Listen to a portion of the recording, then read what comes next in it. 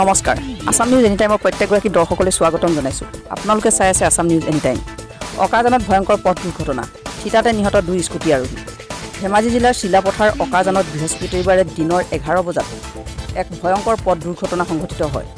সংবাদ পালোঁ যে আমাৰ চিলাপথাৰ অকাজানত আপোনাৰ বাইক দুৰ্ঘটনা, ডাম্পাৰ আৰু বাইকৰ এক্সিডেণ্ট এটা হয় বুলি কথাটোকে আমি লগালগ থানাৰ পৰা আহিলোঁ।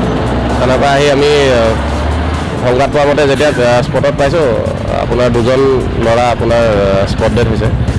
তেখেতসকলৰ এজনৰ নাম নৱ ৰেঙন আৰু এজনৰ নাম বিকি ৰেঙন, ঘৰ কোলাজান বুলি আমি জানিব পাৰিছোঁ।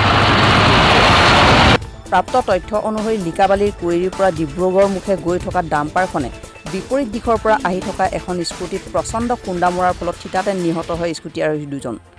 নিহত স্কুটি আৰোহী 2জন হ'ল বিকি ৰেগন আৰু নৱ ৰেগন।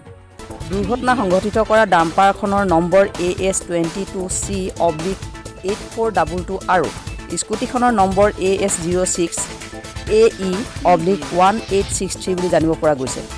দুৰ্ঘটনাস্থলীত চিলাপথাৰ আৰক্ষী উপস্থিত হৈ তদন্ত অব্যাহত ৰাখিছে। চিলাপথাৰৰ পৰা Banamali Mahanta, Assam news any time.